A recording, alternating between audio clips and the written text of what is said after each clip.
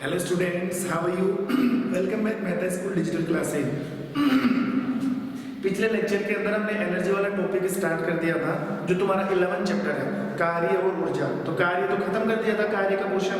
Next जो portion था वो था एनर्जी का। ऊर्जा किसे कहते हैं, ऊर्जा संरक्षण का नियम क्या है, ऊर्जा के प्रकार। यहाँ तक हमारी बात हो चुकी थी और ऊर्जा का एक प्रकार हमने कंप्लीट कर लिया था, कौन सा? यांत्रिक ऊर्जा वाला। अब ऊर्जा के जो जितने भी प्रकार बचे हैं, 7-8 प्रकार की एनर्जी बताई थी मैंने, वो हमें कंप्लीट करना है। नेक्स्ट जो एनर्जी का टाइप है 2 नंबर पर, वो है ऊष्मा ऊर्जा। ऊष्मा ऊर्जा। तीसरे प्रकार की जो ऊर्जा है वो है रासायनिक ऊर्जा। रासायनिक ऊर्जा। चौथे प्रकार देखो, ऊष्मा ऊर्जा, रासायनिक ऊर्जा, फिर है विद्युत ऊर्जा। ऊष्मा ऊर्जा, रासायनिक ऊर्जा, विद्युत ऊर्जा और एक परमाणुवीय ऊर्जा।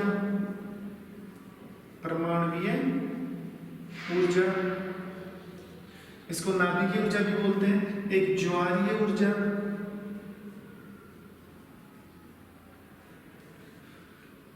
एक सौर ऊर्जा और एक है ध्वनि ऊर्जा। ध्वनि ऊर्जा। ये लो, ये एनर्जी की रेमेनिंग टाइप्स है, इनको मैं पढ़ना है डिटेल से। तो सबसे पहले मैं ले लूं हीट एनर्जी, सॉरी नंबर 2 पर ऊष्मा ऊर्जा। ऊष्मा ऊर्जा, हीट एनर्जी।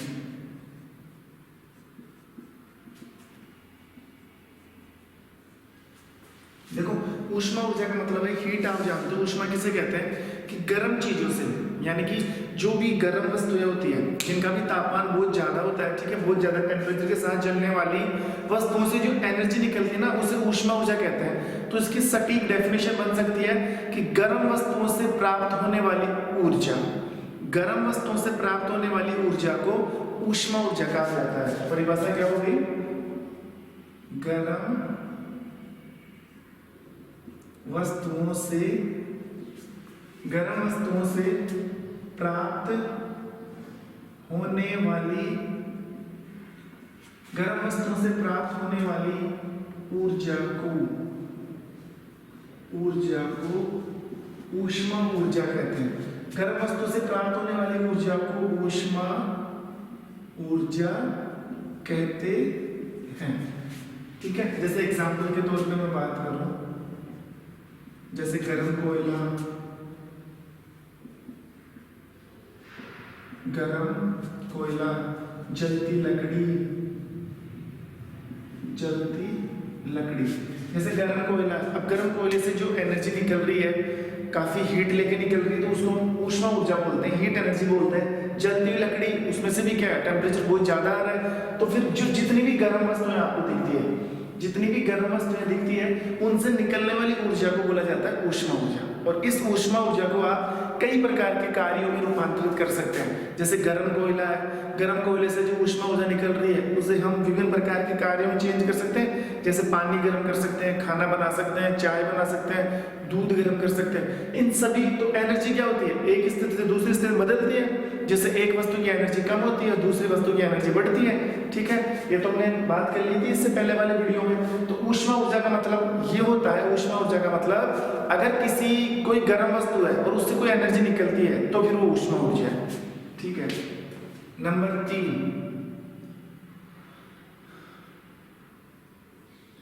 नंबर 3 है रासायनिक ऊर्जा। रासायनिक ऊर्जा, केमिकल एनर्जी। Chemical energy. और रासायनिक ऊर्जा किसे कहते हैं, सुनो ध्यान से। रासायनिक ऊर्जा का मतलब होता है ईंधनों से प्राप्त होने वाली ऊर्जा को, यानी कि केमिकल एनर्जी है किसी भी प्रकार के रासायनिक पदार्थ या किसी भी प्रकार के ईंधनों से प्राप्त होने वाली ऊर्जा को बोला जाता है रासायनिक ऊर्जा। ठीक है, विभिन्न रसायनों एवं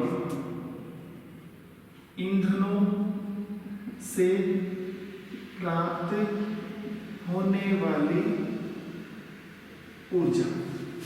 विभिन्न रसायनों एवं ईंधनों से प्राप्त होने वाली ऊर्जा को क्या बोलते हैं? रासायनिक ऊर्जा।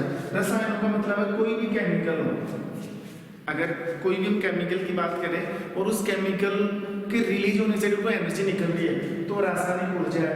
ईंधनों से प्राप्त होने वाली ऊर्जा, ईंधन आप कोई भी ले सकते हो, जैसे मान लो जो सेल होते हैं बैटरी के, सेल है, बैटरी है, ठीक है, इनसे जो एनर्जी मिलती है, जो सेल है, ठीक है, सेल के अंदर जो भी केमिकल डाले जाते हैं तो उन केमिकल से एक प्रकार की एनर्जी बनती है, उसे हम बोलते हैं रासायनिक ऊर्जा। और उस रासायनिक ऊर्जा को चेंज किया जा सकता है किसमें? विद्युत ऊर्जा के अंदर। सेल है, बैटरी, ये क्यों लगाई जाती है? विद्युत पैदा करने के लिए। लेकिन ये जो सेल है, ये जो बैटरी है, इनमें रासायनिक पदार्थ भरे हुए हैं और वही रासायनिक पदार्थ क्या पैदा करते हैं? एनर्जी निकालते हैं, फिर उस एनर्जी को चेंज किया जाता है विद्युत ऊर्जा में। लेकिन विद्युत ऊर्जा आई किससे? रासायनिक ऊर्जा से। और रासायनिक ऊर्जा किससे बनी? ईंधनों से। रासायनिक ऊर्जा बनी कि जो उसमें पदार्थ कौन से डले हैं, सेल के अंदर कौन सा पदार्थ है, बैटरी के अंदर कौन सा पदार्थ है, उन पदार्थों ने आपस में क्या पैदा की? एनर्जी पैदा की, और उसी एनर्जी को बोला जाता है रासायनिक ऊर्जा। रासायनिक ऊर्जा। नंबर 4, विद्युत ऊर्जा। विद्युत ऊर्जा, इलेक्ट्रिक एनर्जी। Electric energy. अब विद्युत ऊर्जा किसे कहते हैं? विद्युत ऊर्जा का मतलब ये है कि हाँ, आवेशों के प्रवाह से उत्पन्न होने वाली ऊर्जा। आवेशों के प्रवाह से उत्पन्न होने वाली, आवेशों के प्रवाह से उत्पन्न होने वाली ऊर्जा क्या कहलाती है? विद्युत ऊर्जा। आवेशों के प्रवाह से उत्पन्न होने वाली ऊर्जा विद्युत ऊर्जा कहलाती है।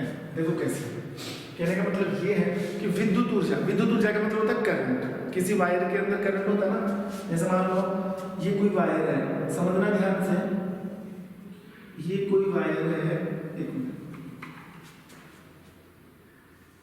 और इस वायर को कनेक्ट कर दिया किसके साथ? बैटरी के साथ। यहाँ पर स्विच लगा दिया। अब देखो, जैसे हम स्विच को ऑन करेंगे तो करंट हमेशा कहां से कहां जाता है? प्लस से माइनस की तरफ। ये बैटरी है, बैटरी का जो बड़ा टर्मिनल होता है प्लस का होता है, छोटा टर्मिनल होता है किसका होता है? माइनस का। क्या चीज है ये? बैटरी। तो करंट, ध्यान रखना, बैटरी के प्लस से माइनस की तरफ जाता है। तो करंट जाने का मतलब ये कि इलेक्ट्रॉन जा रहे हैं। इलेक्ट्रॉन पड़ा है ना परमाणु के अंदर, बैटरी के अंदर बहुत सारे रासायनिक पदार्थ है, उन्होंने चलना स्टार्ट कर दिया, उनमें से इलेक्ट्रॉन निकल रहा है, तो ये इलेक्ट्रॉन जा रहा है, ये इलेक्ट्रॉन गया, ये इलेक्ट्रॉन गया, ऐसे, ठीक है। करंट प्लस से माइनस की तरफ जा रहा है, तो आवेश का प्रवाह, आवेश से मतलब है इलेक्ट्रॉन का। आवेश दो होते हैं ना, एक तो धनात्मक आवेश, एक ऋणात्मक आवेश, तो प्लस का कोई मतलब नहीं है यहाँ पे, आपको माइनस से समझना है।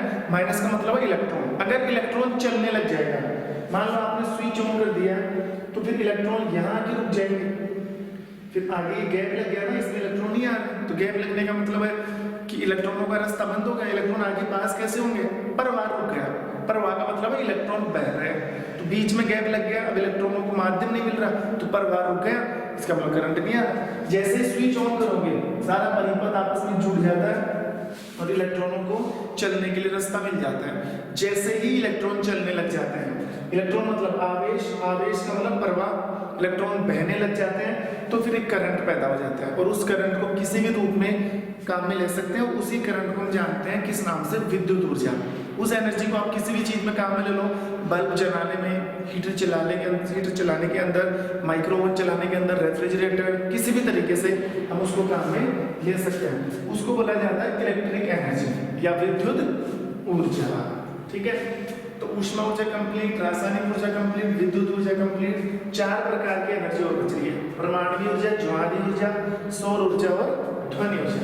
तो ये भी देख लेते हैं।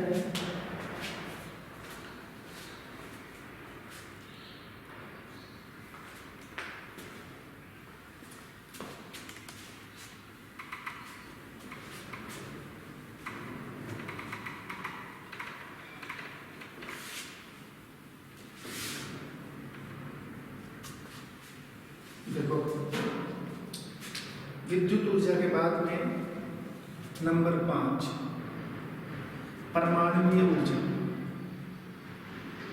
परमाणुीय ऊर्जा, परमाणुीय ऊर्जा, परमाणु बोलते हैं इसको, नाभिकीय ऊर्जा भी बोलते हैं, नाभिकीय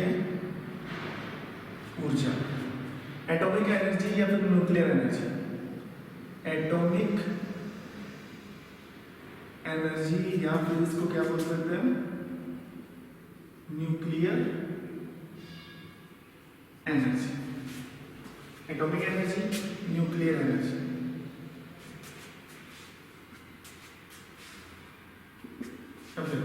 परमाणुीय ऊर्जा या फिर इसको क्या बोलेंगे, नाभिकीय ऊर्जा।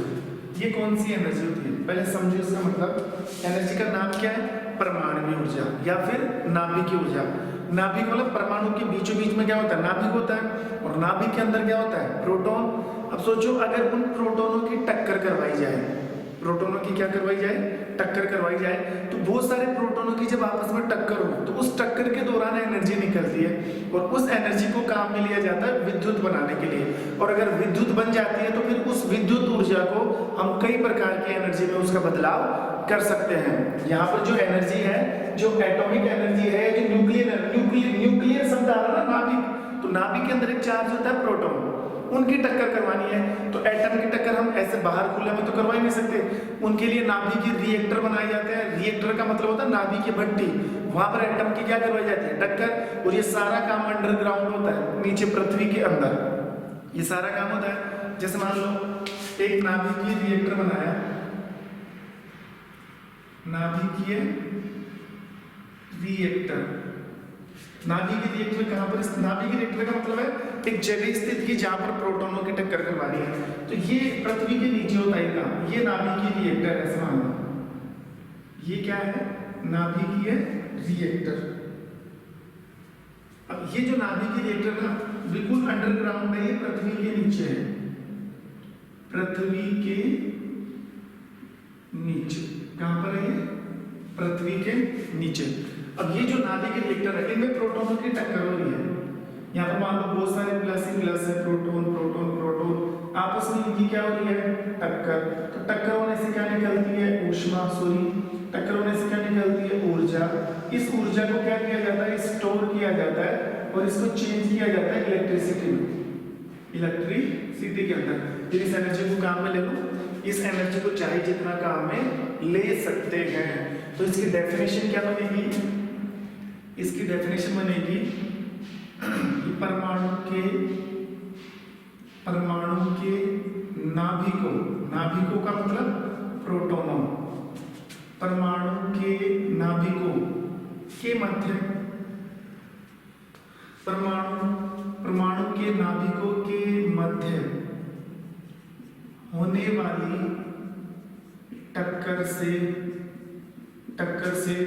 उत्पन्न ऊर्जा को परमाणुीय ऊर्जा कहते हैं, परमाणुीय ऊर्जा कहते हैं। आई बात समझ में? कोई भी दो प्रकार के प्रोटॉन है या कोई भी दो प्रकार के परमाणु है, ठीक है, उनके अगर प्रोटॉनों को आपस में टक्कर करवाई जाती है तो टक्कर के दौरान जो एनर्जी रिलीज होती है उसको इकट्ठा किया जाता है, फिर उसको चेंज कर दिया जाता है किसमें, विद्युत ऊर्जा में। तो इस प्रकार की एनर्जी को कहा जाता है परमाणुीय ऊर्जा या फिर नाभिकीय ऊर्जा, एटॉमिक एनर्जी या फिर न्यूक्लियर एनर्जी। ठीक है, ये हो गया पांचवा टॉपिक। छठा देखो, ज्वारीय ऊर्जा। ज्वारीय ऊर्जा जो टाइडल एनर्जी,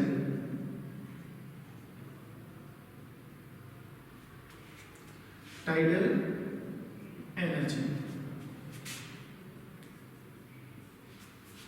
देखो टाइडल एनर्जी है, ज्वारीय ऊर्जा का मतलब ये है कि ज्वार भाटा से उत्पन्न होने वाली ऊर्जा। ये किससे उत्पन्न होती है, ज्वार भाटा। ज्वार भाटा से उत्पन्न होने वाली, ज्वार भाटा से उत्पन्न होने वाली ऊर्जा को ज्वारीय ऊर्जा कहते हैं। ज्वार भाटा से उत्पन्न होने वाली ऊर्जा को ज्वारीय ऊर्जा कहते हैं। अब कैसे? ज्वार भाटा हम जानते हो, ज्वार भाटा किसे कहते हैं? जैसे मान लो समुद्र के ऊपर पानी की जो लहर उठती है ना, समुद्र के ऊपर पानी की जो रवानी आती है, पानी ऐसे उठकर ऊपर जाता है, तो पानी ऐसे उठकर ऊपर आता है फिर वापस नीचे आके गिरता है, तो ये काफी लंबी हाइट कवर हो जाती है। पानी ऊपर गया फिर आके नीचे गिरेगा, तो जिस चीज पे आके गिरता है ना वो टरबाइन घूमता है, उससे टरबाइन घूमने से विद्युत बनती है। ऐसे जैसे मान लो ये ऐसे समुद्र का पानी आ रहा है, ठीक है, लहरें ऊपर उठती है, ऐसे ऐसे लहर ऊपर जाती है, बिल्कुल सब पानी की, पानी की लहर ऊपर जाती है ना, उसको बोलते हैं ज्वार। ऐसे पानी की लहर ऊपर उठी फिर वो आगे ऐसे नीचे गिरती है, इसको बोलते हैं भाटा। तो यहाँ ये जो एनर्जी ऊपर गई, उसको जो बहता पानी बहती हवा बहुत सारी एनर्जी होती है उसके अंदर, तो इतनी एनर्जी ऊपर गई फिर वो वापस नीचे आएगी, तो क्यों ना इस एनर्जी को काम में लिया जाए। वो क्या करते हैं, इस एनर्जी को एक चीज पर गिराया जाता है, इस चीज को बोलते हैं टरबाइन। इस चीज को क्या बोलेंगे? टरबाइन। जहां से ज्वार भाटा उठते हैं, जहां से ये चीज बार बार ये प्राकृतिक आपदा आती है, वहां पर एक विद्युत बनाने का एक पूरा प्लांट लगा दिया जाता है, एक पूरा ऐसा सेटलमेंट तैयार कर दिया जाता है कि यहाँ से बिजली बनाई जाएगी और वो बहते पानी से बनाई जाएगी। तो पानी ऐसे उठकर आया, ऊपर गया, नीचे आएगा, किसके ऊपर गिरेगा? टरबाइन के ऊपर। ऊपर गया, नीचे आया, टरबाइन के ऊपर गिरेगा, तो फिर ये टरबाइन घूमता है और टरबाइन के घूमने से आवेश निकलते हैं, इलेक्ट्रॉन। टरबाइन से क्या निकलेंगे? आवेश। इन आवेशों को इकट्ठा किया जाता है किसके अंदर? जनित्र के अंदर, ठीक है, और फिर यहाँ से विद्युत की क्या की जाती है? सप्लाई की जाती है। ये देखो ये प्रोसेस है। ज्वार मतलब पानी की लहरों के ऊपर उठने से और नीचे आने से विद्युत बनाई जा रही है। ज्वार भाटा के ऊपर से उत्पन्न होने वाली ऊर्जा को क्या बोलते हैं? ज्वारीय ऊर्जा। पानी ऊपर गया, नीचे आया, टरबाइन के ऊपर गिरा, टरबाइन घूमा, टरबाइन के घूमने से आवेश निकलेंगे, आवेश को किसमें लोड किया जाएगा? जनरेटर के अंदर लोड किया जाएगा, ठीक है, और फिर इस जनित्र से इसको यहाँ से भेजा जाता है विद्युत के रूप में। इस विद्युत को आप काम में ले लो, अपने घरों में भी इसको काम में लिया जा सकता है। तो ज्वार भाटा से उत्पन्न होने वाली एनर्जी को बोला जाता है ज्वारीय ऊर्जा। ज्वारीय ऊर्जा। तो ये हो गया पॉइंट नंबर 6। दो टाइप की एनर्जी हो रहा है, सौर ऊर्जा और ध्वनि ऊर्जा। एक तो सौर ऊर्जा है, एक ध्वनि ऊर्जा। तो देखो 7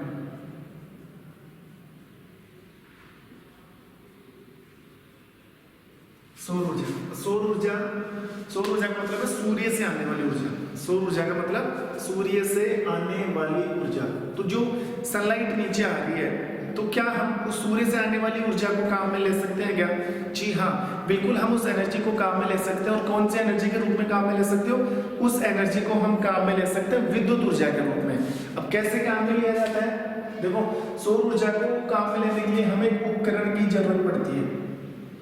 हमें एक उपकरण की आवश्यकता पड़ती है और उस उपकरण को बोला जाता है अवतल दर्पण।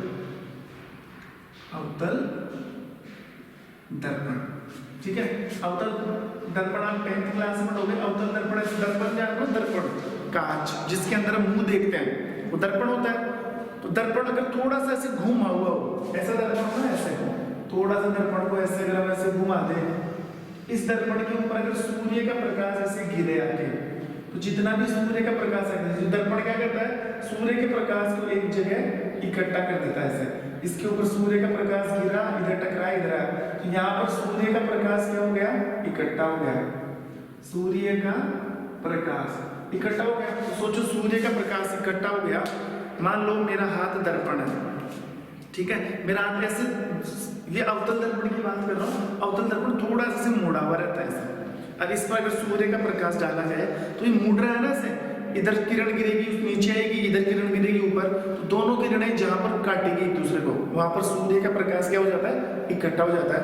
तो इतना बड़े बड़े दर्पण लगे रहते हैं, तो कितना सूर्य के प्रकाश को इकट्ठा किया जाता है। तो उस सूर्य के वो जो सूर्य का प्रकाश इकट्ठा हो गया, कितना ताप हो उसके अंदर, उसको हम ऊष्मा ऊर्जा के रूप में काम ले सकते हैं।